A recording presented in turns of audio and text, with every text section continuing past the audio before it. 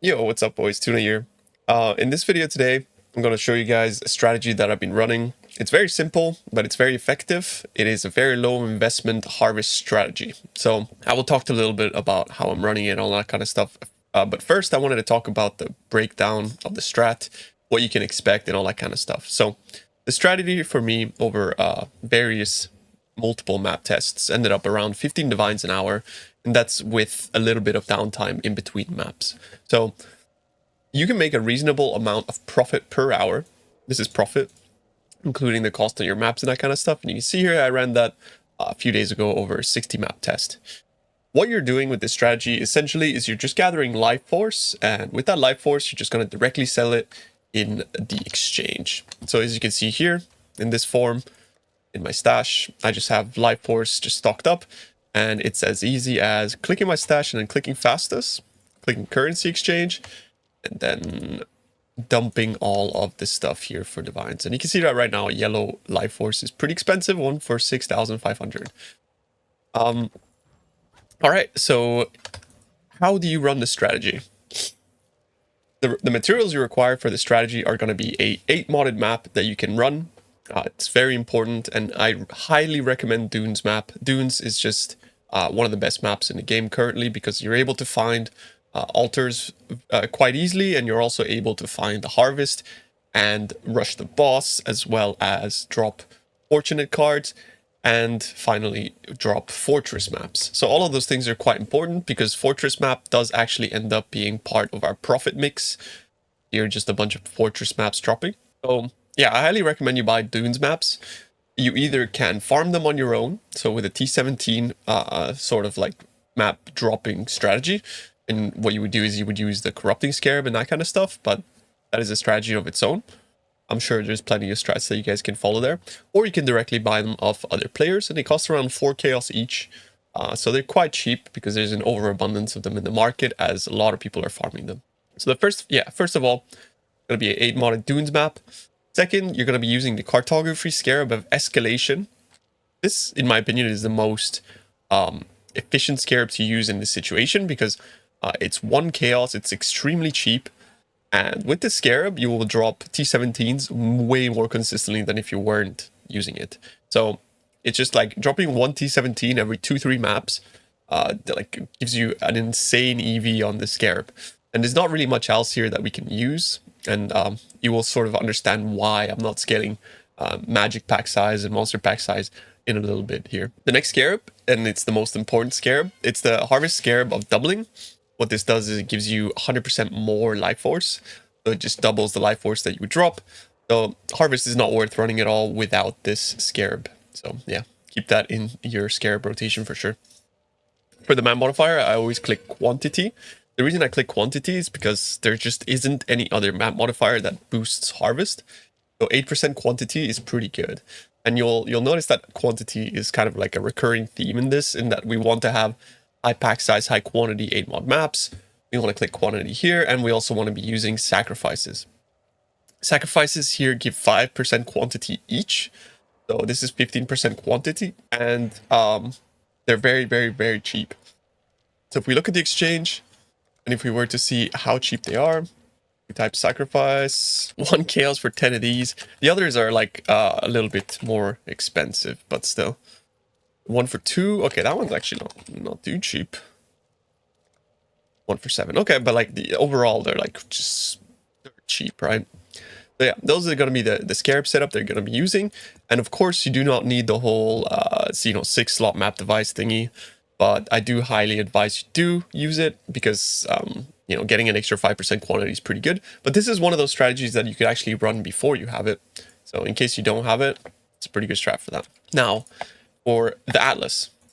The Atlas is also quite important because you're going to be grabbing all of your harvest chance, and then you're also going to be grabbing all of the map explicit effect as well as all of the map nodes. Now the Atlas is going to be linked, of course, in the description of this video, so you can find it there. But I'll talk about a little bit why I do certain things. So first of all, we're blocking everything but yellow, or rather not blocking, but reducing the chance, because yellow is the most expensive life force. We're going to be clicking ambush scarabs here. I would also click this, but I found that scarabs are not quite as plentiful with this strategy, so it's just better to focus those points into blocking the invitations, the Egon invitations that are not theater, Incarnation of Dread. Because you are going to be making a decent amount of currency as well by proccing the invitations, as you can see here.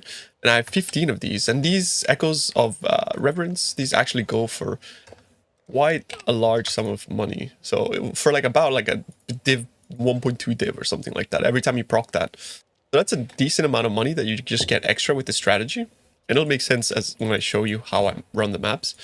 So yeah, we're grabbing the Egon chains there, blocking everything. Then we're grabbing as much of the influence packs as is possible. I get this question a lot because blue altars are technically better for quantity because you can get higher numbers of quantity on the altars themselves.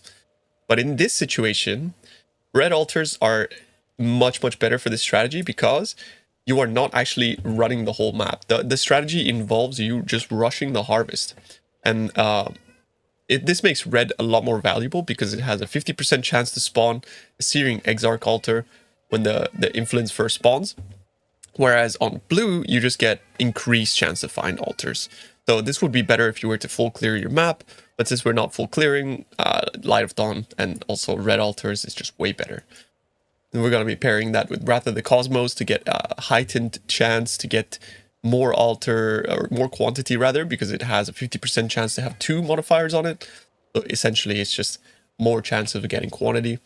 And for the rest, we're just grabbing all of the map effect, as well as all of the harvest nodes, all of the quantity, all of the map stuff, and just your basic stuff. So now I want to show you guys specifically how I run these maps because it's quite important for the strategy. All right, so as previously mentioned, you're going to be using quantity.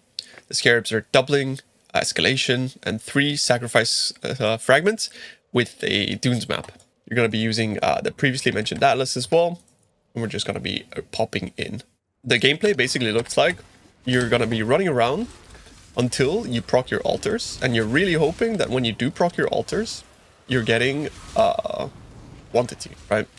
So here in this case we didn't, but what we're going to do now is we're going to search for our harvest as quickly as possible.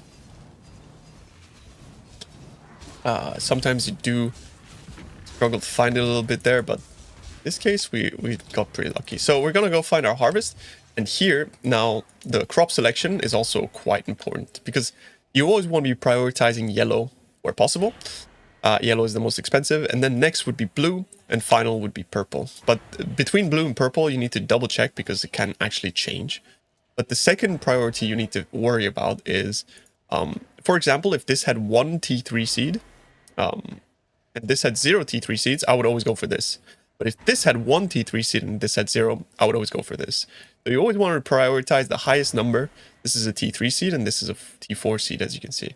So here I would prioritize this one because it has a T4 seed and this one only has 1 T3. This one has 2 T3 seed and this one has 2.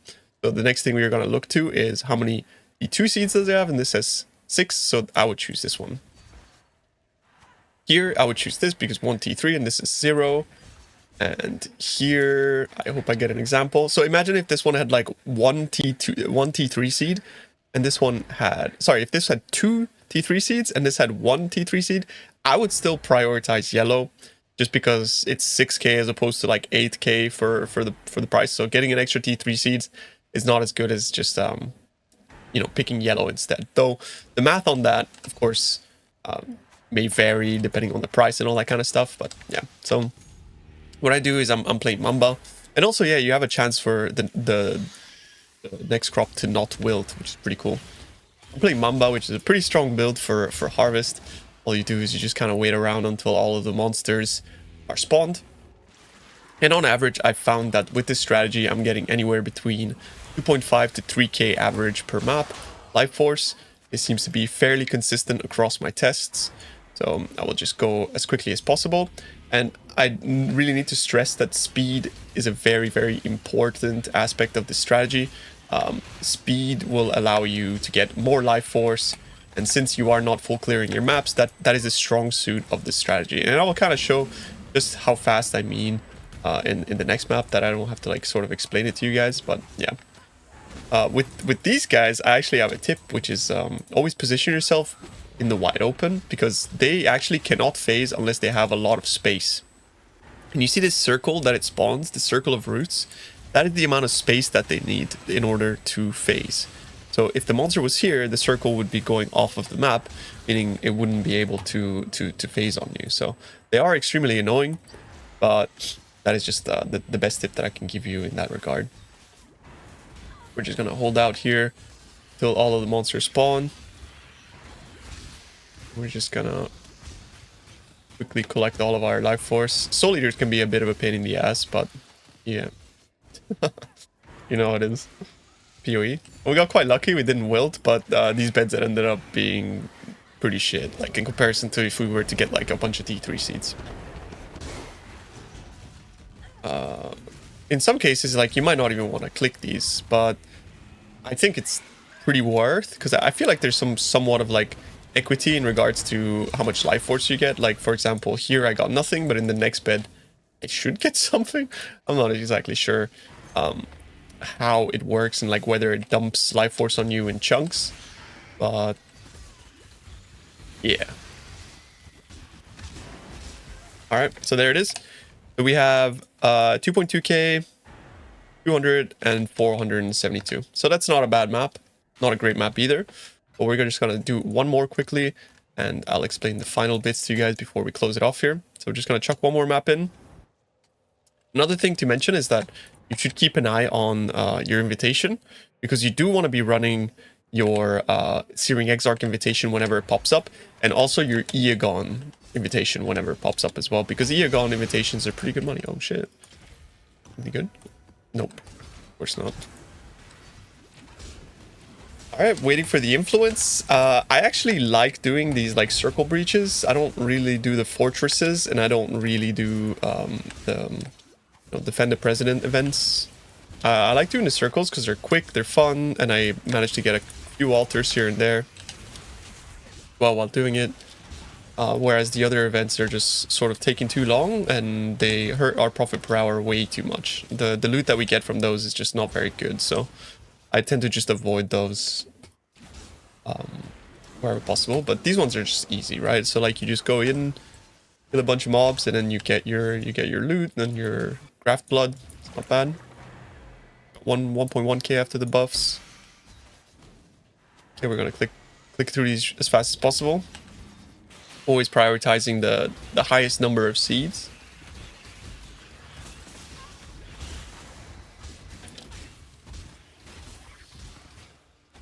These guys can be pretty annoying as well. They just like move around and stuff. Here we're gonna click on this one, and we're gonna take a look at here if we have anything good. So this is actually like a terrible harvest. Great for an example to show you guys, but yeah, it seems like I really low rolled on this one. We got one less bed, like harvest bed, and we also didn't really get any high numbers of T3 seeds. But over time, it all averages out, because you will get times where like you get a bunch of like T3s, they don't wilt, and also just in general, they will spawn like more juice. So this map we only really got like 1.4k, but in these situations you just, you know, send the next map. So that is pretty much all. Like, it's a very simple harvest farming strategy. I know it's like pretty brainless things like everybody could come up with, but I feel like a lot of emphasis is put on the Awakening Scarab at the moment. And I found that over time, the Awakening Scarab not only like stresses me out because I have to worry about buying this very expensive scarab to do my strategy. You know, this scarab here is like 1.6 divs each. So you're constantly like working through your debts essentially. But I also tested the Cornucopia Scarab, and the time it adds to your maps, because the bosses are just quite slow, and they only give about like 1 to 1.4k life force per boss. So that's a decent amount of life force, but it's like about 4.5k. I was getting about 4.8k average per map with the Scarab. And with the strat that I'm doing now, I'm getting about 3k to 3.5k. But I'm able to run the maps so much faster, and my costs are also much lower because I don't have to buy a 30 Chaos Scarab. Instead, I only have to buy the doubling Scarab, which costs about 6 to 7C right now. Now, of course, the video might bring the prices up a little bit, but you know, things will fluctuate, of course. So that's pretty much it. I just wanted to put this video out there because I've been making a shitload of money with this strat. Like, I've been making really a lot of currency, getting a ton of divines through just being able to sell all my life force. And yeah, I think it's something that you guys need to know as well, because it's probably something that you guys appreciate. I think there's an invaluable value. It's just invaluable to have liquid assets, you know, like have something that you could just instantly sell and it's just gone, instead of having to go through your Scarab tab, selling 300 different things that half the time are worthless, or your Essence tab or that kind of stuff. So let's talk about selling a little bit. This is how I do it. This is a great trick that I think everybody should learn. Click on your stash tab, and as soon as the stash tab appears, click on fastest. You get this like little buggy screen, but if I was to hide this, you could see him here. You can bring up the exchange as well as your stash tabs.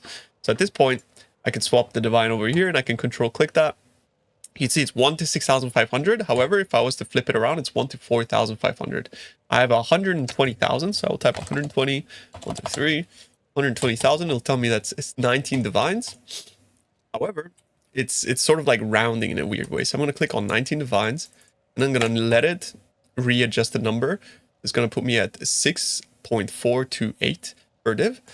And now that I'm done with that, I will flip it back around, and you can see that I actually don't have enough. So I will go here and I will type 18 instead and cancel this number out again, and it'll readjust.